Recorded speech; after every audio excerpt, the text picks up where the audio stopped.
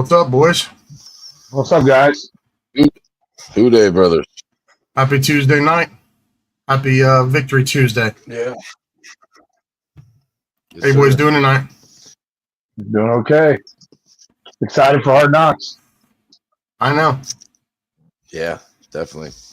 If you're joining us right now, this is Season 2, Episode 13 of the Bengal Brothers Podcast.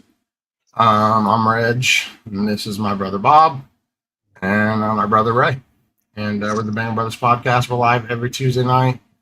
We were going to 8:30. Now we're going 7:45, so that way we can be done. Everyone can watch Hard Knocks. If you're watching this as a VOD in the days to come, thank you. If you're watching this live at any point tonight, thank you. And jump in the chats and let's talk some ball. Somebody commented over on YouTube, said, "Hi, this is Tucker." What's up, Tucker? What's up, Tuck? Alrighty, boys. Bengals got a chaotic win on Sunday against the Titans. It was a wild game. Ray, what's your thoughts on this? Yeah, it was ugly. No, it was been the key word of the game. It seems like a sloppy, man. I've heard it from so many different people, and that's exactly what it was, man. I mean, I don't know if I agree with Joe in the embarrassing part, but I can see why he's embarrassed. I don't think he should be the most embarrassed Bengal after that game. I think JB's going to take that one solely, but you know, I see the frustration, man. I definitely see it. I mean, I don't know who can't. Who day, Tuck. I think we should have damn well hung 50 on him. I think that's why he was upset. You know, I think he was upset about the whole team. The dropped ball by Jordan Battle, just the mistakes, the procedural penalties, you know, having headset issues. I mean, I honestly believe we should have put up 50 plus on their ass. I mean, we should have taken them to the shed. You know, I think that's Burrow's frustration, which we'll get into that when we get kicking into offense. But yeah, I mean, I think they think that they should be worlds better than them. This year, they have not been that. That's not been their identity. You could argue maybe one game. I don't think they've blown anybody out, and they really haven't been blown out besides one game. So that's time of season it is. But yeah, I think let's get started. Either of you want to kick off offense? Go for it. Oh, you cut out there, Ray. I think you said go for it. I said go for it, bro. Well, this offensive line's a mess. Technical, dude. So cool. I'm going to start right there. The offensive line was a mess. There was players coming in the game that I didn't even know was on the roster. I mean, like, what the hell? You know, Burrow took some bad shots again. Just the penalties, the miscues.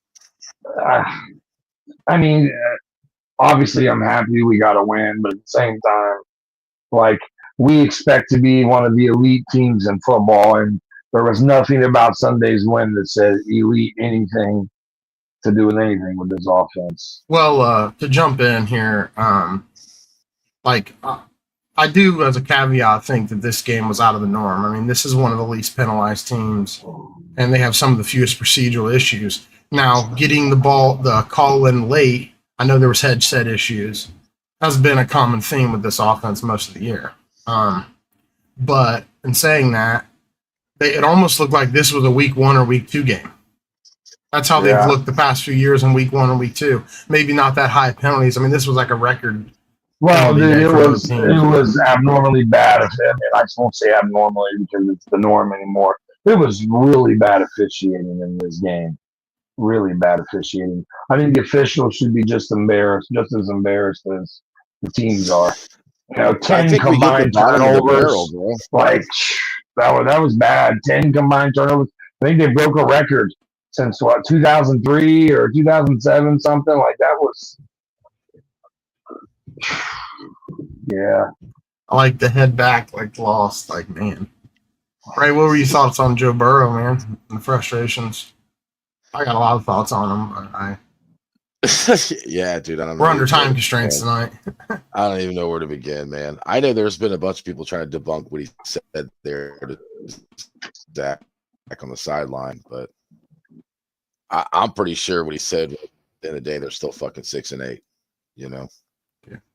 Yeah, I think actually it's pretty clear what he said. Reason why you get first and goal. Dude, you get first and goal 1-1, and before you know it's our first and goal. quarterback's blowing up. You know, that's our season. Yeah, I mean, I was pretty proud watching that. For accountability, you know. Yeah, I was proud of him right there. He's growing up. I think looking the coach in the eyes and letting him know how he damn feels. That was awesome. When you look at some of the legends that's played the game, like Tom Brady and Peyton Manning, Peyton Manning, and Tom, they wasn't screaming at the players those first 2 or 3 years.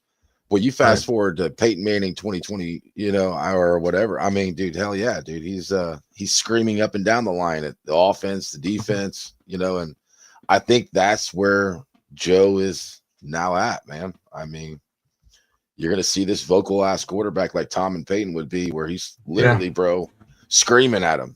Well, here's the thing, is I think that Tom had the luxury of being a hyper motivator to a lot of good players and a lot of average players, and I think you're 100% right. In the later years, he kind of developed that, but to me, I think a lot of people were looking at that interaction between Zach and Joe, and I'm like, man,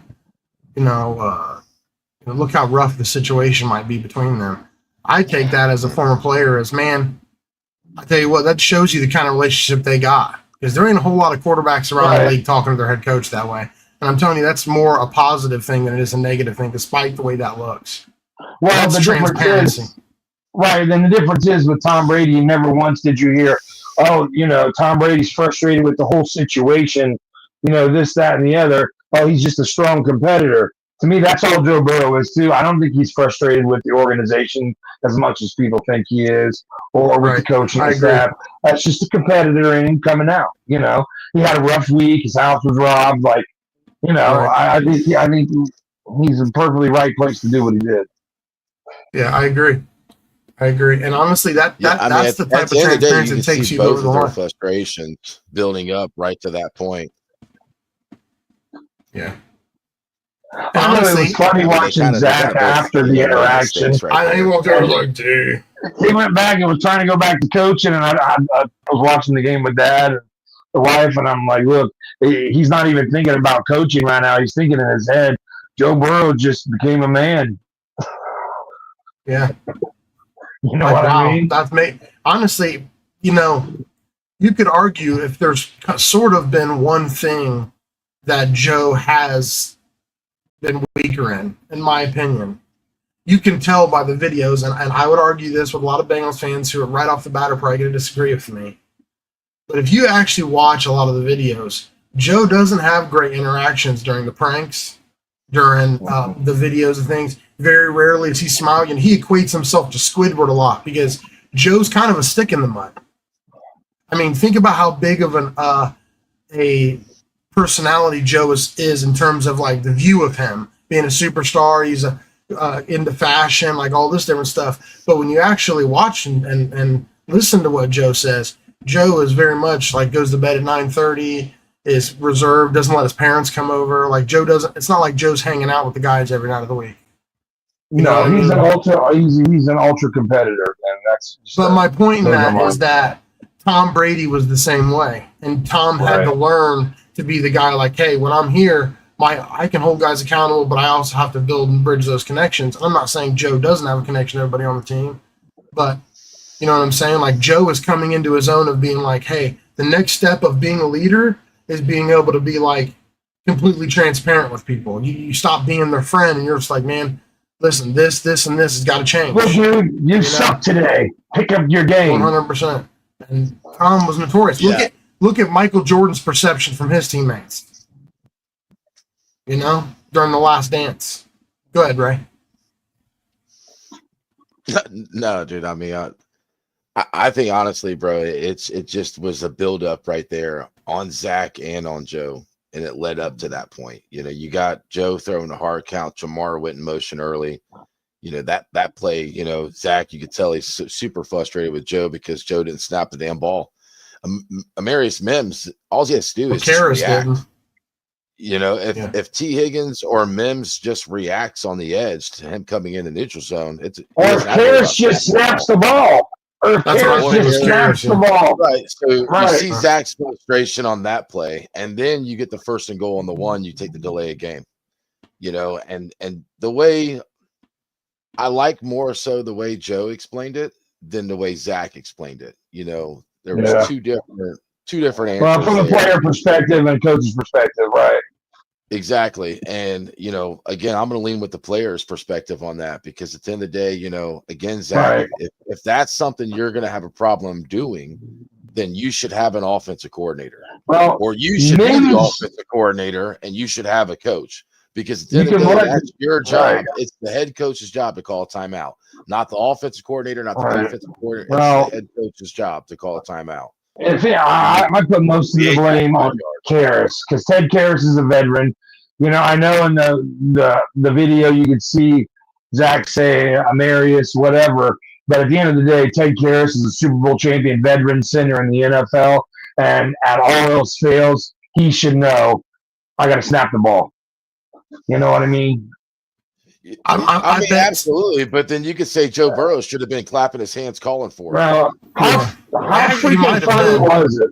How funny was it? But honestly, I'm telling you right now, they've already had this conversation, and every one of them probably took responsibility for it. Karras was like, "Man, I should have fucking snapped that ball," and Burrow's like, "Man, I should have said whatever." Zach's like, "No, I should have called timeout." I've been the veteran, so. Yeah. How funny was it to see Kappa get stiffed on, though? That shit was comical. Bro, Sweat, that's a big man. Sweat just said, big man. Yeah. Dude, he took him off his feet. That was hilarious. Jumping into Jamar Chase, you know, before we start moving on to the defense. You know, Joe Burrow, to finna wrap up Joe Burrow. I'm not worried about Joe Burrow. I mean, this is the type of thing the Bengals have lacked and needed. I mean, you could argue that Palmer could have done the opposite of what he wanted and dug his heels in and said, "No, I'm going to prove to you why the situation." And I think that's more Burrow's mentality than the opposite. But Chase still on pace to win the Triple Crown. And I think that's one of the huge things that can come out of this season is Jamar's having an all-time great season. Some of the stats around this year are unbelievable. Right now, he's leading in yards still. Leading in catches still. Leading touchdowns. Leading in yards per game. Leading in touchdowns. He's got a 4-touchdown lead. And he's got a 7-reception lead. Yeah, and I think that played into what Burrow 200-yard lead. Is he wanted to get Chase a touchdown. You could tell. He wanted Chase to get a touchdown. Yeah. You know, I mean, I think it's awesome what Chase is doing, man. Yeah, I think a lot of people are going to look back at this year and think about, man, look at the year Burrow had. That would have won a Heisman, would have won the MVP in some years. And I think I'm going to look back on this year and think about Chase having literally maybe one of the 4 or 5 best seasons of all time from a receiver. It will be the fifth. He wouldn't the fifth best all time. Go ahead, Ray. You were going to say something. Wide receiver. Ray, you were going to say something? I know. I was just messing with you, bro. He's like, what up? Oh, he's lagged out. Nah, I ain't lagged out, bro. Nah, dude, Jamar Chase is fucking unreal, bro. He's just unreal. And some of the formations that they're running with Jamar and all these different looks, I mean, I thought he was going to score a touchdown on the one when they brought him in the backfield. He lined up on the left side of Joe in a shotgun. And then, of course, you know, because the way our formation is, that's a linebacker. You know what I mean? That's a linebacker trying to guard. Talk about a mismatch. Right. He almost got to the end zone, man. Almost got to the end zone. I thought he was going to get it right there. Dude, I agree with you. Dude. They're using him in multiple sets. He's all over the field. He is, you know, exactly what an NFL wide receiver should be able to do. Run every route in the route tree, line up at all 3 spots on the field. Can be a possession receiver, can be a vertical receiver. Carries. I mean, yeah. And a couple of those penalties were absolute bullshit. The legal procedure and the legal formation. It wasn't there. Yeah. So I honestly think it's going to come down to him and Saquon for Offensive Player of the Year. Even though Saquon Barkley should get MVP, because you can't give it to a quarterback when Right. another quarterback has better numbers. But that's besides the point. There's a good chance that Jamar Chase will get Offensive Player of the Year, hopefully. So I'm about to go on record here on a couple of things, okay? And this we'll be able to go back. And I think some of this is obvious. Some of it maybe is me already, being a homer. That's probably. I think Jamar Chase has not only put himself on track to be a first-round ballot Hall of Fame player or an all-time receiver. I think Jamar Chase has put himself in position to be the greatest receiver ever. And not only a first-round ballot Hall of Famer, I'm talking about within a few years of him retiring the league. Chase is one of only 5 players in the history of the NFL that have had a 100-catch, 1,400-yard, 15-plus touchdown season, which is Jerry Rice, Marvin Harrison, Randy Moss, and Cooper Kupp a couple years, okay? But you want to hear a few statistics, though, that are insane. On Sunday, Devontae Adams got his 100th touchdown. Now, Devontae, I would argue, and most people wouldn't argue back, that Devontae is going to be a Hall of Famer, okay? He's had that type of career, his first X amount of seasons, okay? Devontae became only the 6th player. Devontae became only the 6th player in NFL history with 100-plus touchdown receptions in just 11 seasons. You ready for something mind-blowing? Jamar Chase is on pace to do it in 9. In fact, if Jamar finishes with 18 or more this year, which is only 3 away and 3 games to go, Jamar will be on pace to potentially do it in 8 seasons. Something that only 6 players in the history of the NFL did in 11 seasons, 100 touchdown receptions. Jamar Chase can potentially do it in 8 fucking seasons. Think about that for a second. That's huge. That is an insane statistic. And for comparison, I looked at Justin Jefferson's numbers. And I looked at Cooper Kupp's, and I looked at Antonio Brown, because for some reason, homers of Steeler fans always put Antonio Brown as an all-time great already, and it drives me insane. You know who somebody who should be mentioned, though, is Mike Evans, dude. No, Mike I agree, 100%. A Hall of Fame wide receiver. Justin Jefferson is on pace to do it in 11 seasons.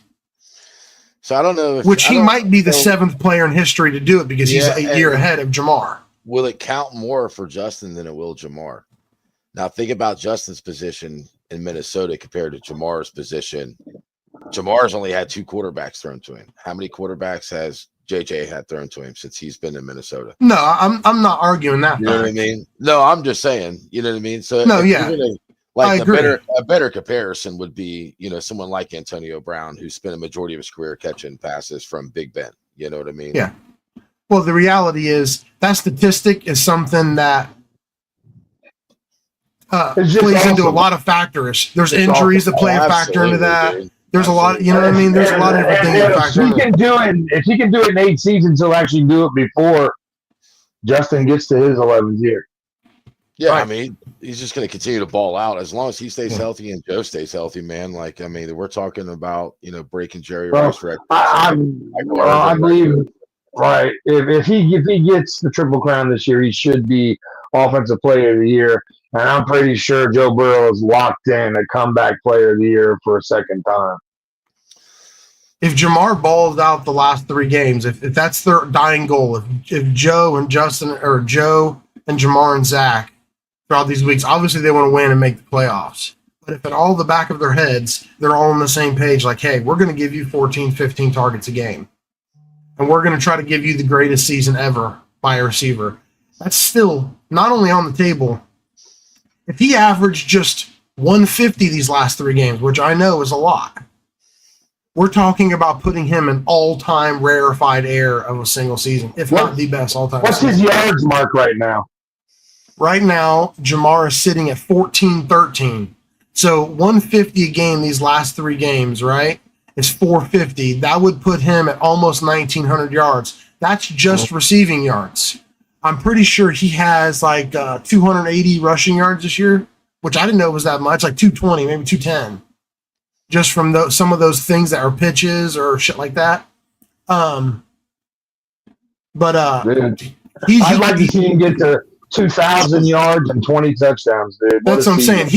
If he could just get 150 the next few weeks, like receiving, rushing, he would break the 2,000 yard mark, and with that much production, would obviously have 5 touchdowns. Hopefully, well, honestly, that doesn't surprise me as rushing yards, man, because they run the jet a lot with Jamar, and they've done it all season. And the difference is when Joe's under center, it's a handoff. When he's in shotgun, it's a pass because he's just pitching it forward. Ball's going forward. Yeah. Right. With Jamar, look at the yak yards, though. I know he's got to be at 500-600 yak yards this year. I'm going to look up that number because I don't want to just say wrong. It may be over 600 yak. He's got 125 rushing. Jamar does, but still, that puts him almost 600 on per catch. What's his yards after? It's got to be 6+. I can't scroll over. Hold on a second. Come on, producer. His yak yards are. Oh, StatMuse doesn't have yak yards for some reason.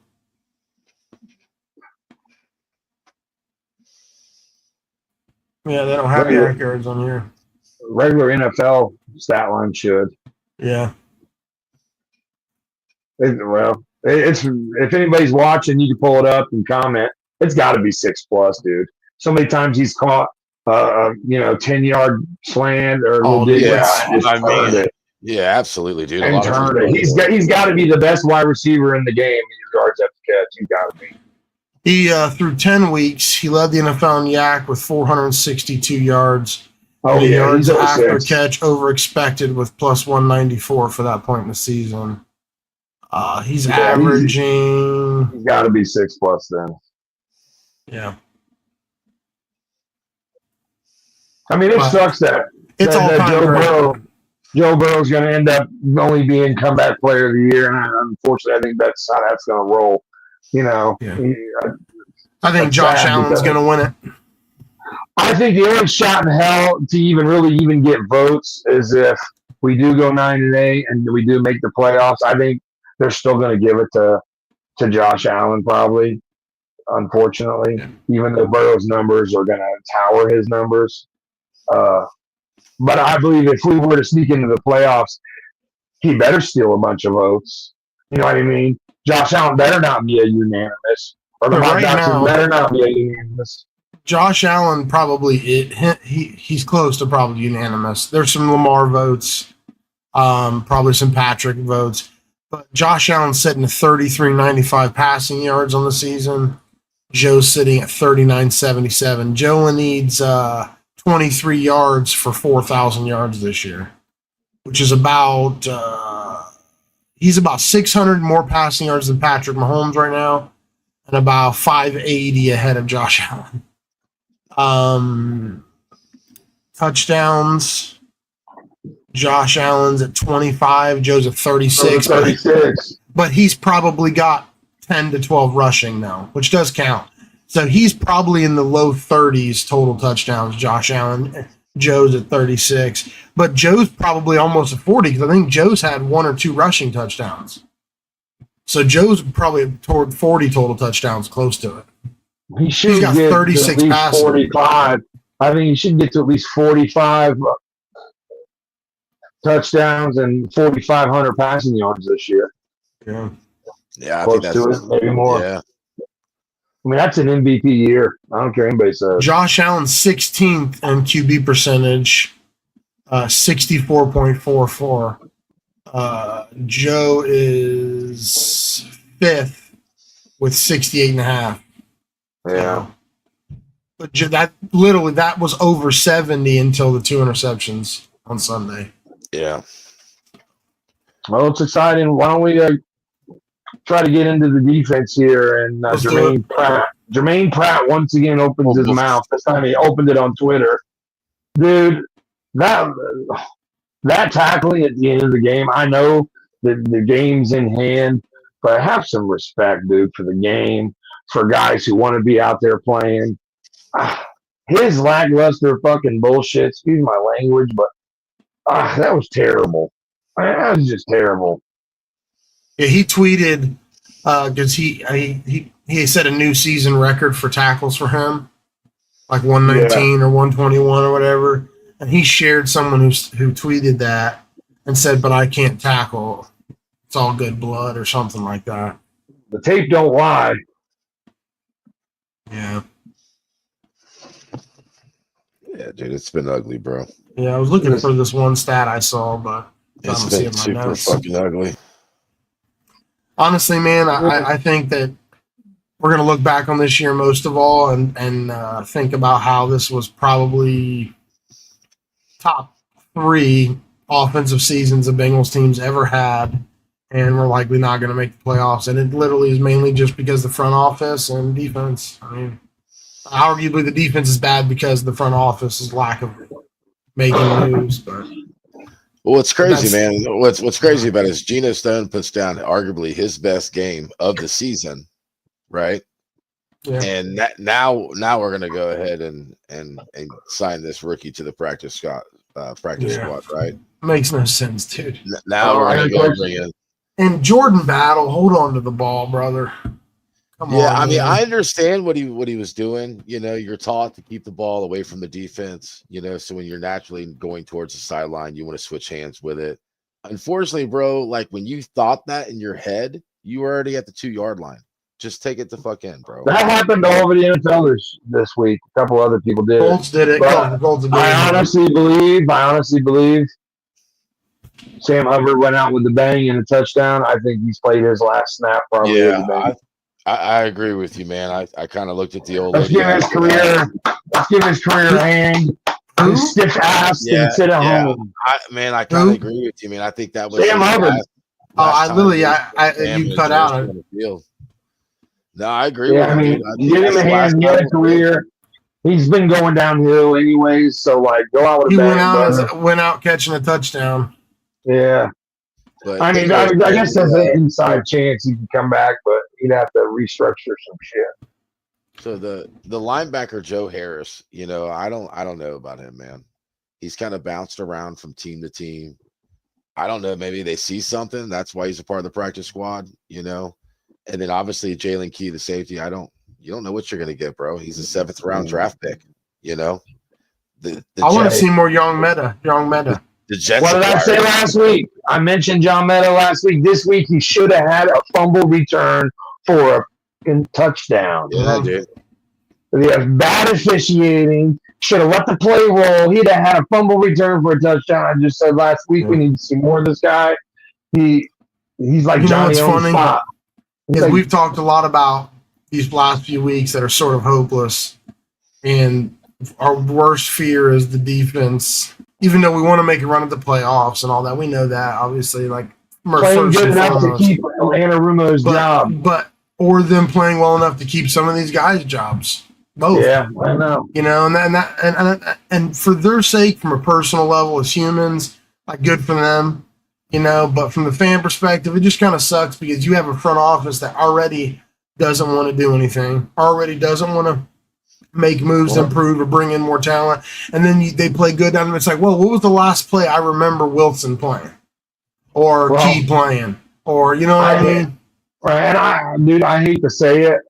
I won't say I'm glad Sam Hubbard's out for the year and gone, but I think there's a positive and negative side to things. And there's a huge positive side to him being injured now for the year. Because now you have 3 games to see what you have in Miles Murphy, you know, and some other guys that can rotate in and out of that. And guess what? If none of these guys step up and take that spot in the next 3 weeks, then you definitely need to address it in free agency. You definitely do. Because it's late in the year. None of these guys are rookies no more. I don't care what anybody says. Yeah. You know, they're not rookies no more. Here's a chance for a guy to take that spot. And if no one steps up and does it, then that's all the proof the Bengals should need for them to go out and make a move in free agency. If you want to look at that as the silver lining, like I won't disagree with that, but it does suck if this were to be his last season, he didn't get to play it out. He's the Cincinnati kid.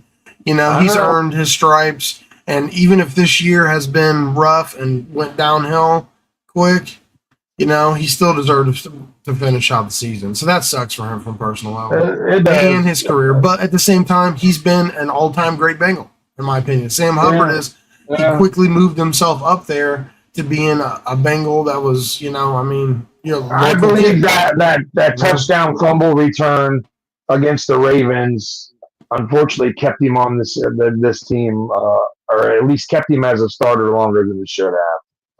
You know what I mean? Like his snap should have already been reduced. He should. Yeah, I'm sorry. I know that people don't agree with that, but that's the truth. Like that huge play has what's kept him getting the majority of the snaps at the left end position. That's the way it is. I mean, it wasn't so much. I mean, I don't disagree with it on that level, bro. But at the end of the day, Sam Hubbard plays multiple positions for the Cincinnati Bengals, bro. And it hasn't worked out great this year for that. And practices every one of them. Slow, stiff, can't turn. I'm not talking about just playing left end. I'm not talking about just playing left end. Sam Hubbard's lined up he's lined up at fullback for us, left tackle, tight end. Like I know all that. I know all that. But guess what? There's a guy on every team that does that. That's not that special. Well, he's literally been everything that you want a player to be. You know, Donato Pecco did the same thing, bro. Absolutely, it's not that special. Sam Hubbard is a legend for Cincinnati. Absolutely.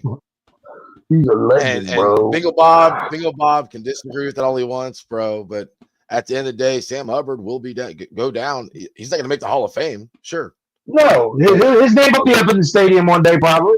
He is a Cincinnati Bengal legend, like Reggie was saying. He's been everything that you wanted a player to draft and be. He's been a Cincinnati. You draft a guy. He's been everything you wanted a guy to be. Oh, right. That's why I said it's sad that he's not going to be able to. If this were his last year, but honestly, there's a silver lining. It may not be. Who knows? And I don't mean that from a player perspective. Snaps. Sam reminds me of the type of guy that would go in and end up being the defensive line coach. Yeah. Or something like that. He's that type of guy. You know, the water bottle guy. Yeah, here's some water. Trey Hendrickson is managing. He's still sack leader right now. Disrespect, bro. What the? I'm just kidding, bro.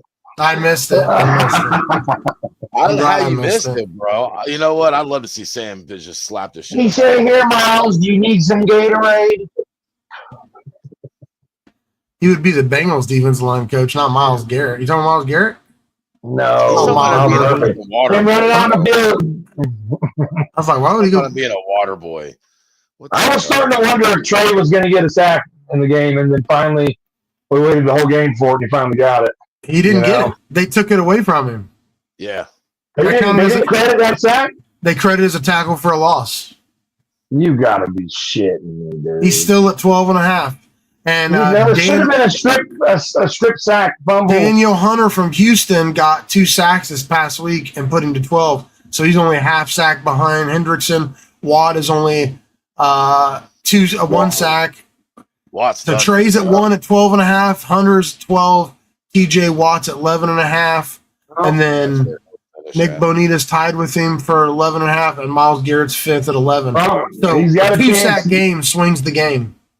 He's got a chance to maybe have a 2 or 3 sack game this week against Cleveland. Hopefully it's not Myles Garrett against Joe. Yeah, hopefully. Just going to put that out there. So let's get into the Browns. The Browns push it down. Let's get into the Browns. Before we move on from the defense, I just want to say, I am proud of the fact that this team doesn't quit. That's one thing about this team. All year you could say they don't quit. They may have 12-plus missed tackles a game. They may be chaotic and unorganized and out of position a lot. And schematically, they get put in bad spots so fucking easily, like their middle school team. I mean, they get a linebacker lined up on the social. I've ever seen it. But my point is, they have teetered all-time bad Bengals defense this year. But they at least don't quit. You don't see them pouting and doing dumb shit like you used to see Pac-Man and Burfict do when they were frustrated. Well, given those guys were playmakers, but kind of saw them quit a little bit at the end of this game. I mean, we were up, but yeah, I agree. Yeah, that's embarrassing.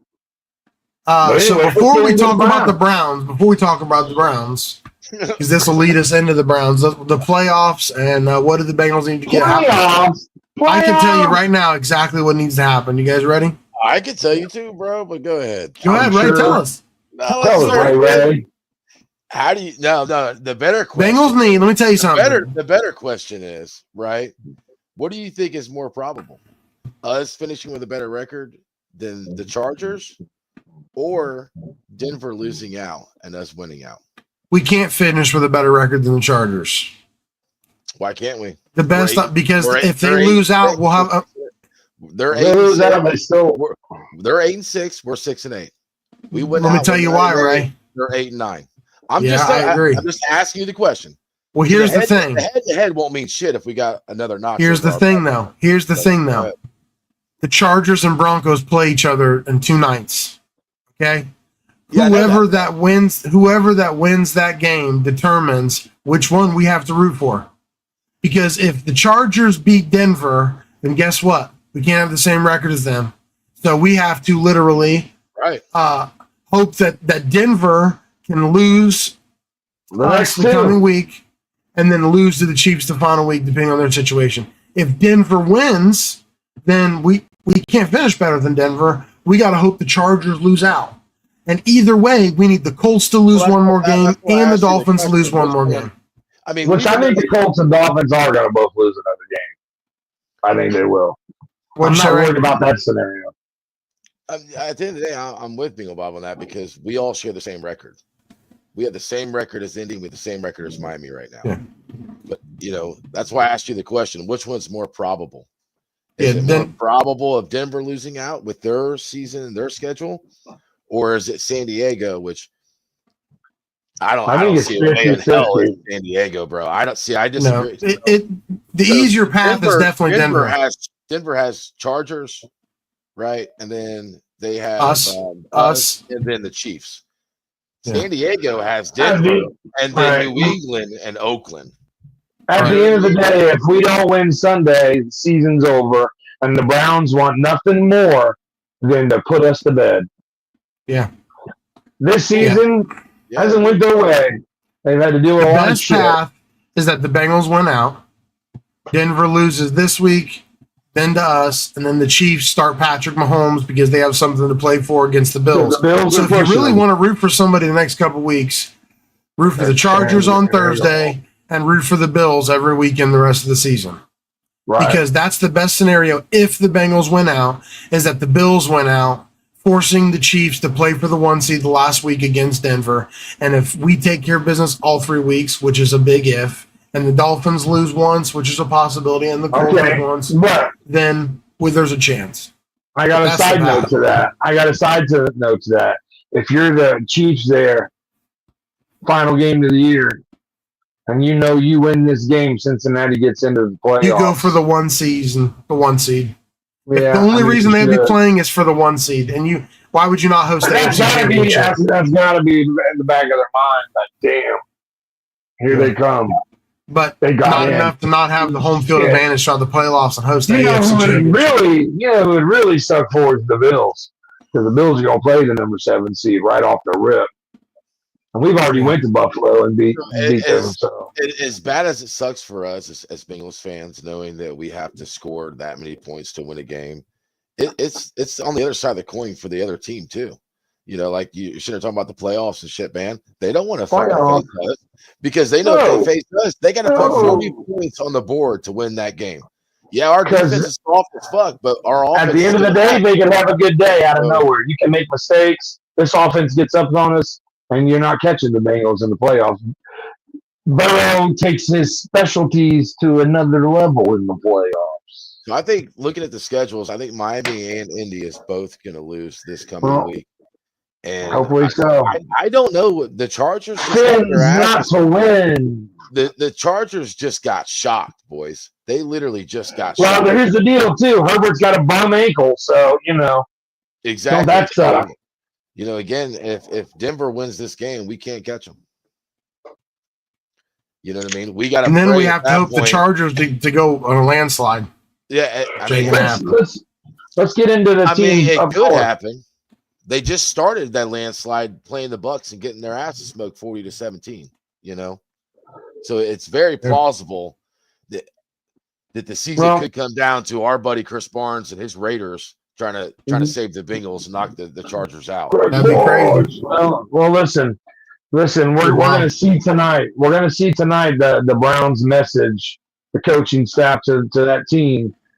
You know, we're going to get the message, and I guarantee that message is going to be, let's end Cincy's year. This year sucked for us, hasn't went the way we wanted, but we got a chance right now to end a season, crush their dreams, crush their fans' dreams and hopes, and that team's.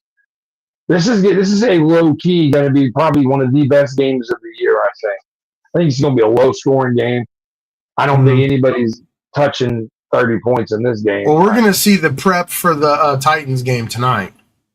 Next week, we'll see the prep week for the Browns and Bengals game. What's your prediction there, Bengal Bob, then?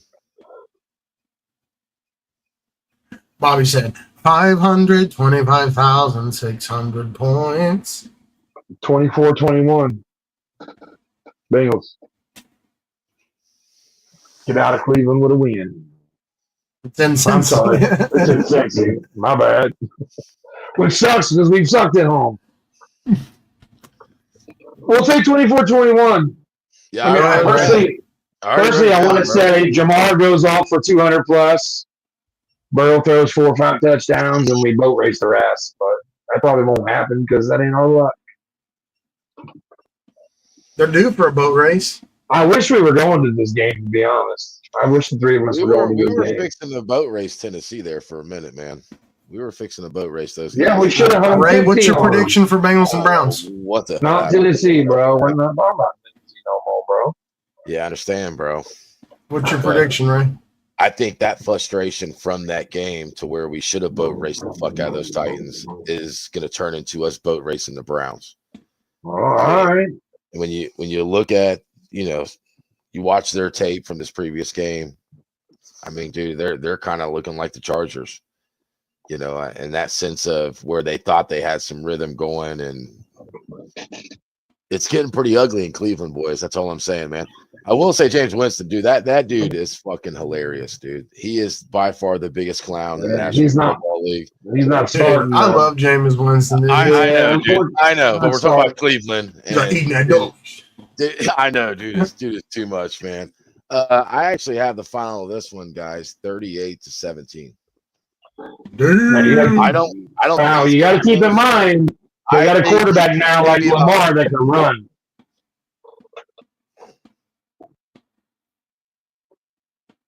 Can he? All right. That's the whole reason why they're starting in this game. I don't think it matters, bro. They're going to come out trying to look like the Baltimore Ravens with what's his name? Ryan Thompson. What's his name, Reg? Dorian Thompson. Or wait, no. I don't know. I can't say it right now. And we can't tackle one shit. We can't tackle, bro. We can't tackle. So you say what rate? 38-17? Like both race. It's gonna be 38-17, dude. It'll be like 17-3 or 17-7 at halftime, and then we're just gonna smoke them in the second half. We'll put another 20-21 up in the second half, dude. That's what's about to happen, Bingo Bob. You can nod your head. This is about to be like you can think this I'm gonna is say one of those old school Battle of the Ohio games where it's going to be ugly and shit like that. It's a division game. Your records don't matter. I agree with you, but not today, bro. Not after dealing with what we just dealt with. You mean not Sunday, not today. After dealing what we just dealt with in Tennessee. If you think we're about to come home and not fucking explode, bro, or things implode worse. I'm just telling you, bro. It could happen, man. You've been pretty negative. Honestly. I've not been negative, dude. I've been negative the whole season. No, I'm not. I've been upset since I've been mad since the trade deadline. No, bro. It started after we didn't do nothing to help this team, dude. Man, you were like, oh, that game don't mean shit. That game don't mean shit. It's week 1. How's that game mean now, bro? The fuck? Go ahead, Real Reg. Let's hear your comment. I was gonna say, bro. I think I'll be surprised if the Bengals have one penalty on Sunday. I think with how sloppy it was procedurally, I think they're going to be damn near perfect. I think that this week they're going to go back to the fundamentals and be like, look, we were so bad procedurally that we just got to do what we do and we can score points. And I think that's what they're going to do. I think this is going to be 34-20, 34-21. You think we're going to get into the 30s? Dude, this team Wow. has to win. I hope you guys We got are right. to win. We'll And see, honestly, I'm gonna Joe say and them are at that Tom Brady gets point. 3 penalties. What happens every time you see Joe mad or Tom Brady mad, guys like that mad, dude? They ball out. They On ball to out. Cincinnati. And I think they're going to ball out. And they're trying to get Jamar the Triple Crown. Jamar's going to get 15 targets. We'll see. Burrow's going to throw the ball 40 times, dude. Even if he takes 5 sacks, he'll throw the ball 40 but times. Cleveland still has a solid defense, and they play us well. You're 100% You know right. what? But guess what? A solid defense. The Chargers, the You know what the Steelers. We've difference played is? some of the best defenses in the league, bro, and put up 30 points on them. 25 points, and 27 Did points. you guys know coming into the Tennessee game they were ranked number 2? I didn't. And what? I heard that during the broadcast. They said the second-ranked defense, like Second to last ranked defense, maybe. the Titans. I can look, dog. Look, at the end of the day, man, look, bro, I'm gonna keep it real with you, all right? Chase fucking Brown is the difference. He's been Chase Brown's awesome, man. He is You look good progressed. Sunday, man. He has Yeah. progressed all damn season, dude. He's put over 100 yards receiving and rushing the last 3 weeks. He put 97 yards down the ground on the ground. So if You can say his second half of the season's been better than Joe Mixon's second half of the season. I know Joe Mixon got a hot start, but we didn't really give Chase Brown a chance to have a hot start. He was having to trade, and Moss was getting carries and all that. You could probably say of Chase Brown, if they had just started him from the rip instead of splitting carries at the beginning with Moss, Chase Brown probably would end up having a better season than Joe Mixon. I mean, it shut all these talking heads up about you shouldn't have let Mixon go. I think Chase Brown's filled in nice, and I'm excited for that young man's future in Cincinnati. Boom, boom. Yeah. If anything comes from this year that we'll look back on, it'll be the Joe Burrow, the Jamar Chase, and Chase Brown show. All three stood out this year as being elite offensive players in this league. And that's just it, bro. That is our future. You know, whether it's Mike, whether it's Gesicki taking that ride with us, whether it's T. Higgins sticking around and taking that ride with us, those three are our offense, bro. That's big news we have to talk about because he fired his agent. Now he's got Jamar Chase's agent. I think Burrow might be willing to restructure a little bit of his deal to get a little more money. I didn't think so, but I honestly think there is a better chance now than at the beginning of this season that T. Higgins is here next year. I think there's a strong possibility. Plus, because the market's not going to be what he wants because he can't stay healthy, and T knows it. Other teams know it. Our team knows it. I don't think his agent knew it, and I think that's why he cut ties with his agent. Well, I mean, at the end of the day, his agent was the same agent. This team has some guys that you can build around, like you said, Chase Brown. You got Marius Mims. The rest of the offensive line hasn't been that impressive this year, but you got Mims. You got Chase Brown, Jamar Chase, Joe Burrow. You got Logan Wilson at the linebacker position. You got a couple of young players that if they could just take a step, there's some nice pieces. Get a new coach to send a new message on defense and change it up a little bit. Try to draft well, go out in free agency. I think we can be contending next year for a Super Bowl. I really do. Knock on wood, everybody stays healthy. Well, like I've said, as we start wrapping things up here, we got about 3 minutes. But if you're watching this as a VOD in the days to come, we appreciate it. Right now, we have about 22 people across all 3 platforms. Thanks all 22 of you. We appreciate it. But I've said a lot before on this podcast. When you break down the greatest dynasty or greatest duo in professional football history, which is Brady and Belichick, you break down all their seasons together, right? Which was 22 seasons, right? Something like 22 that. seasons. 21 seasons. There were years where they won the Super Bowl, years where they made deep runs, but there was years where they didn't make the playoffs. They were far and few between, I mean, they were about only 1 out of every 5 years did they not make the playoffs, but they happened. Were there years where they were one and done in the playoffs? There were years where they won 1 game, lost in the divisional round. They had everything in between, from not making the playoffs to making dent runs to winning Super Bowls. One thing that they had over all those years was continuity on the offensive side of the ball. Yes, they had great defenses, and the defenses arguably carried a lot of those teams. But the continuity of the team was the offense. Bill and them drafted and developed defensive players well. They went out in free agency and got defensive players. Yes, they got offensive players too. We know they picked the Bengals clean multiple times. But my point is just that this season has still been something for the record books. It really has on multiple counts. There's been a lot of silver linings that have come from this season. And if this ends up being one of the years where they squeak in at the end and win a couple playoff games, it'll be one of the more favorite Bengals seasons probably we ever had. Isn't that crazy? How a year we thought was terrible.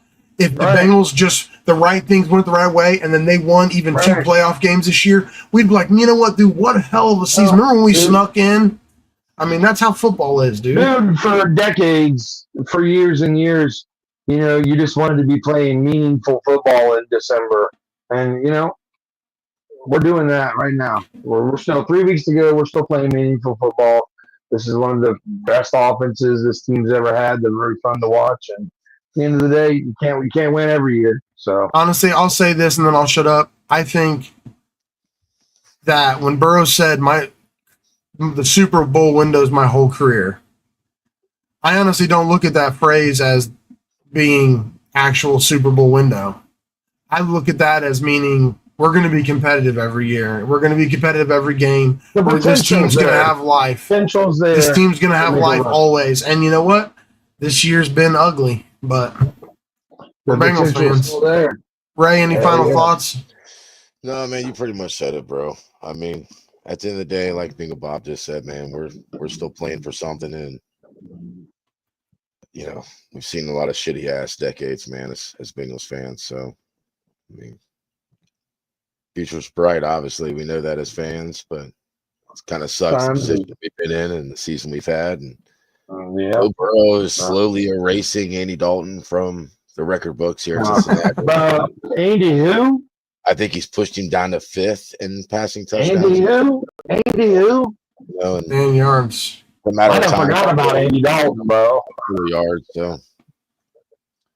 Yep. All righty. We'll be back next Tuesday night, hopefully following another big win. Hopefully Bingo Bob will be a little more positive. Bingo Bob got to bring his spirits up. Poor kid. Super positive. His eyes are all puffy and red under those glasses. He's been negative, Nancy, bro. It's been a long day. It has, man. He's like, I'm doing it. I'm waiting. Listen, we'll agree to disagree, but at the end of the day, I'm right and you're wrong. So, Bob's catchphrase this year. Thanks for joining us, everybody. All right. Who day, guys? Who day,